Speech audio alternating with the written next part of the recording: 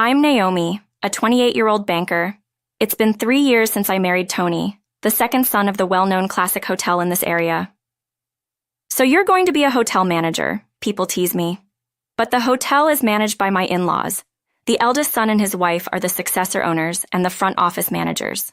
Tony supports them as part of the support staff. Encouraged by my husband Tony and my in-laws, I've continued working at the bank where I was employed before our marriage. My sister-in-law even jokes that I should handle the accounting when it's our turn to take over, so I'm currently studying bookkeeping to be of help in the future. I seldom get to visit my in-laws' hotel, which is quite exclusive. Before we got married, as a sign of good relations, my family was invited to stay at the hotel. My family is pretty ordinary. Our family trips were mostly camping when I was little. My parents and grandparents, who always wanted to stay at this hotel, were nervous about not making any mistakes, given that we were now related to the owners. However, when we actually stayed, the hospitality was first class. The food was delicious, and the staff, including my in-laws, bid us farewell. It was a perfect experience with no discomfort at all, and we were deeply moved. It was my first time actually staying there, and I gained a new appreciation for Tony and my in-laws, who created such a wonderful place. It made me realize the responsibility of being the wife of someone from such an incredible family, and I resolved to be a wife who wouldn't embarrass them. Amidst all this, my brother Tom got a bit carried away with the luxury. Tom, with a strong ambition and penchant for showing off, seemed thrilled at the prospect of being distantly related to the owners of a famous hotel. It appears he took my in-laws' casual invitation to visit anytime too literally and got carried away. After my marriage, we received another invitation when the hotel received its most popular and highest-grade steak. Unlike my parents, who remained apologetic as before, Tom began demanding excessive services. He started with requesting room upgrades, then arbitrarily added dishes to his meals and freely requested various drinks. When the staff hesitated over his unexpected requests, Tom declared, "I'm a relative of the hotel's owners. Don't you recognize this person?" He pointed at me. The staff had no reason to know me as I'm not involved in the hotel's management yet. "Stop it, Tom. You're embarrassing me." I tried to stop him, but he insisted on calling Tony. Feeling guilty about causing a scene, I reluctantly called Tony, who agreed to accommodate Tom's requests. I was mortified, thinking how my family must seem so rude to the staff despite being guests. I wish I could disappear, was all I thought. My parents felt the same, saying, "If we're invited again, we should decline out of respect. We'll apologize and express our gratitude to Tony's parents, and please do the same from your side," Mom said to me. Despite my parents doing nothing wrong, it was all because of Tom getting carried away. I apologized profusely to Tony, but he just laughed it off. My in-laws also told me not to worry about it and were actually saddened to hear that my parents now felt hesitant to stay at the hotel. Such generous in-laws. However, Tom, emboldened by having his unreasonable requests fulfilled, became even more presumptuous. A year after my marriage, Tom got married and demanded hotel stay vouchers as wedding gifts. I refused these requests, but then he and his wife began showing up unannounced for stays every long weekend. Tom would drive up to the grand entrance in a compact car, drop Tony's name claiming to be a relative, and leave his car there. This was in stark contrast to other guests who, even with luxury cars, would park in the parking lot and walk to the entrance. Despite many instances of being fully booked during long weekends, Tom would exclaim, "I'm family.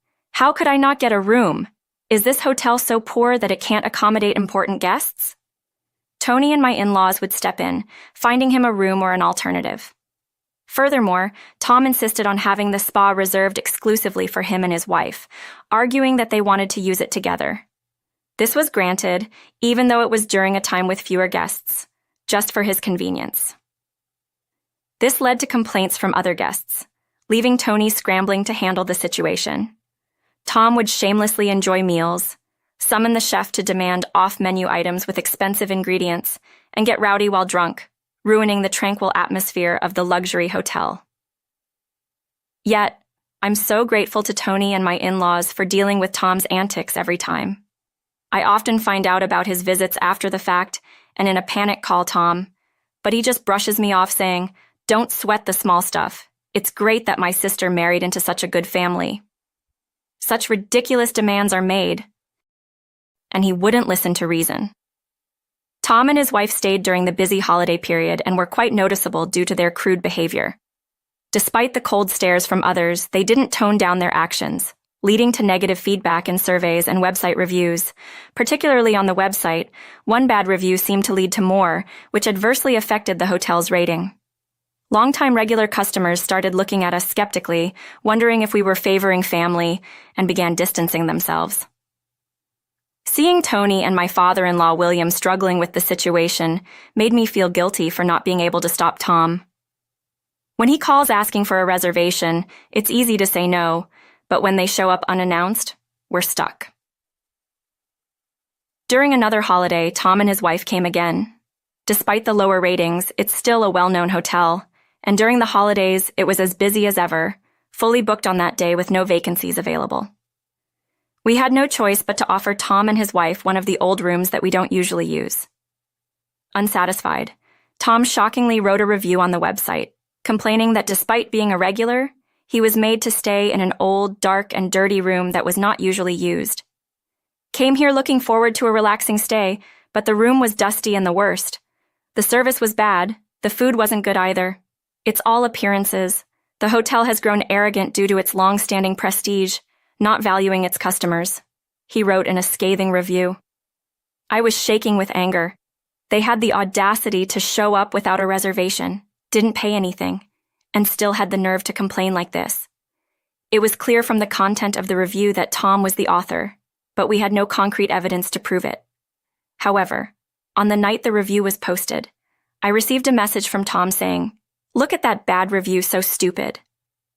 Faced with the necessity to address this review, William reluctantly replied with an apology, promising to make their next visit exceptional. I was so embarrassed by my brother's behavior that I didn't even want to acknowledge him as my sibling. Let's write a post saying that this person is Tom, the hotel owner's son, and his wife, who arrived without a reservation and didn't pay a cent, staying in a usually unoccupied room. We can get the internet users to criticize him for us, I suggested to Tony and my in-laws. We can't do that, it might lead to you being attacked, my father-in-law objected, seizing on the concern that bad rumors in the hospitality industry could be damaging. Tom took advantage of the situation. He contacted William. "I'll be bringing a very important guest next time, so make sure we're treated grandly," Tom said. "You know what might happen if there are any mishaps, right?" This was accompanied by a threatening tone. It was as if he thought he was a king. When did Tom become such a despicable person? Staying at a hotel beyond his status was the beginning of it all. I regret ever bringing him along, thinking it was just a life experience. Understandably, this time Tony and William were furious.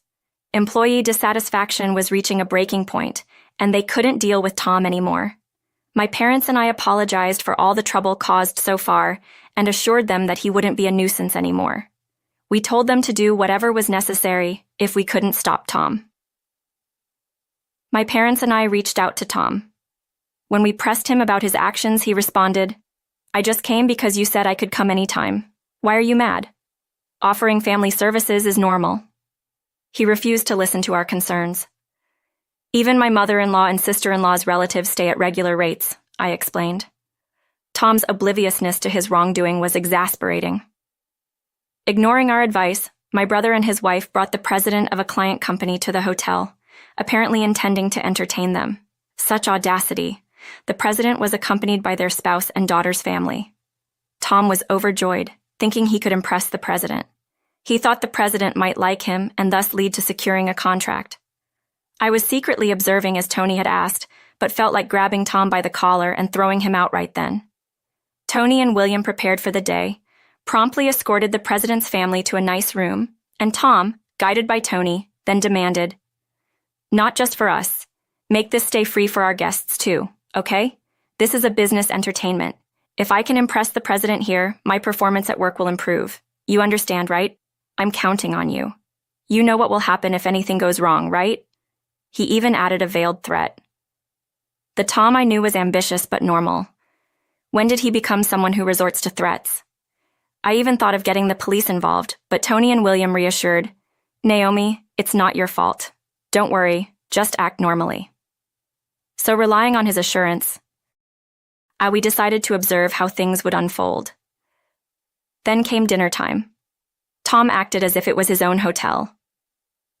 "Our cuisine is exceptional. You're in for a treat," he said, smoothly escorting the president's family. My brother and his wife seemed quite in their element. The more I saw, the angrier I got. I wanted to knock some sense into him right there. The first thing served to the group upon being seated was an aperitif. The glasses were beautiful, but the contents were just cheap liquor. They were toasting and enjoying themselves, but Tom seemed oblivious to the bland taste. Meanwhile, the president's family, though puzzled, continued to chat amiably. Then the food arrived, and Tom and his wife panicked. Their table was laden with fast food, instant ramen, snack foods, bottled Coke, and canned beer. The CEO's family was stunned, looking over the table in surprise. Tom was furious. "Is this an insult? Call the owner right now," he demanded, summoning William. William and Tony arrived, calm as ever. "Yes, how could we help you?" William asked. "Well, it was pretty much the expected turn of events, wasn't it?" Tom raised his voice, drawing attention from everyone around. "What's this food? Are you joking? Bring out the real dishes." "I apologize, but this is the meal provided for guests who stay without a reservation for free. Without a reservation payment, we are unable to prepare other dishes," William explained. Caught off guard by being called out for freeloading in front of the president he was entertaining, Tom stumbled over his words and glanced sideways at the president's family. The president, as well as his wife and daughter, were looking at Tom with cold, disapproving eyes. Then William delivered the final blow, turning to the CEO. "I don't know what this gentleman told you to invite you here, but he frequently stays without paying, using his distant relation. That would be tolerable. But he's also been posting harmful reviews on our website, affecting our business. Since he's staying for free today, we regret that this is the only meal we can offer." William then smiled, trying to salvage the situation. Revealing everything to the CEO, Tom turned pale. The CEO looked at Tom and said, "Is what I just heard true?" The client CEO asked Tom, "No, Free State. I never meant for something like that." Caught off guard by this unexpected turn of events, Tom seemed panicked, unable to come up with a good excuse. "I've lost my appetite for dinner. I'll be leaving now and I'll need to reconsider our future business dealings." He then stood up, ignored Tom's pleas to wait, and left the dining area with William. "Wait, please, President. It's not what it looks like." Ignoring Tom's attempts to hold them back, the only ones left behind were my brother and his wife. They were completely dejected, slumping down in defeat, drawing scornful glances from other guests. They stayed without paying. "I can't believe it. Unforgivable. Maybe they're the ones who wrote that bad review on the website." And so on, the situation was becoming noisy, unable to let the guests dine peacefully. Tony and the staff escorted Tom and his wife out. "You ruin my business entertainment. What will I do if the deal falls through?" Tom protested loudly. "We'll call the police if you continue to make a scene." That quieted them down. To apologize to our guests for the inconvenience, I asked the chef to prepare a complimentary dish for each guest.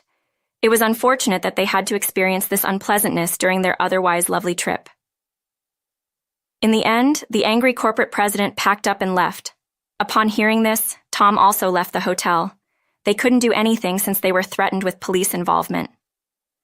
A few days later, the client's CEO visited Tom's company. Tom turned pale upon seeing the client's CEO at his office. "The other day, I wanted to discuss something with you," said the corporate president, to which Tom responded by pleading, "Please forgive me. I'm terribly sorry." "What exactly are you sorry for?"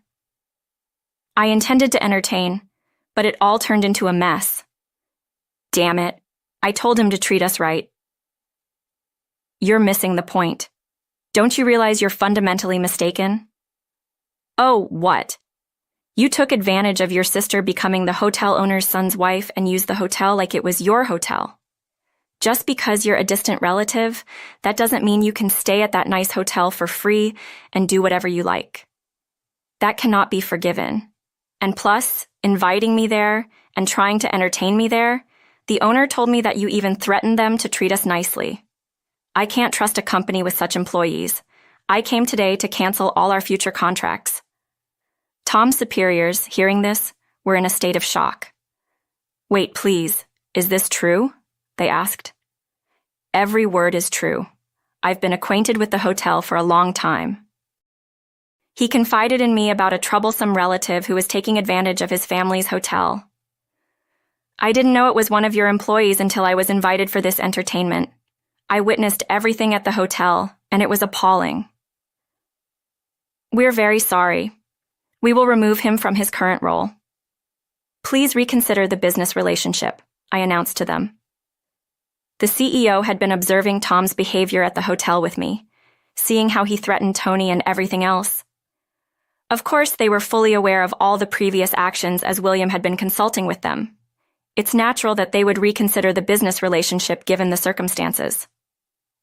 Tom was removed from his sales role and reassigned to a less critical support position within the company, and he barely had any job to do. The rumor that he was staying at the hotel without paying quickly spread within his company, making his work environment uncomfortable. My parents and I decided to cut ties with Tom. My parents made him vow to never approach the hotel again, including our family home, and wrote a pledge to that effect. We asked Tony to bill Tom for all his unpaid stays, which amounted to a substantial sum. Tom begged for a payment plan, clearly overwhelmed. Meanwhile, the hotel benefited from the CEO's support.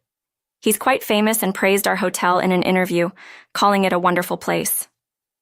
His endorsement, along with his assurance to his contacts that the negative reviews online were not to be believed, brought many new distinguished guests to the hotel. The gap between the online reviews and the actual experience at our hotel became a topic of discussion, with Tom's negative reviews ironically attracting more guests. The hotel is always fully booked, especially on weekends. Lately, I have been helping out with accounting and as a front office manager. It's all new to me, but I find it fulfilling to contribute to our guests' wonderful experiences.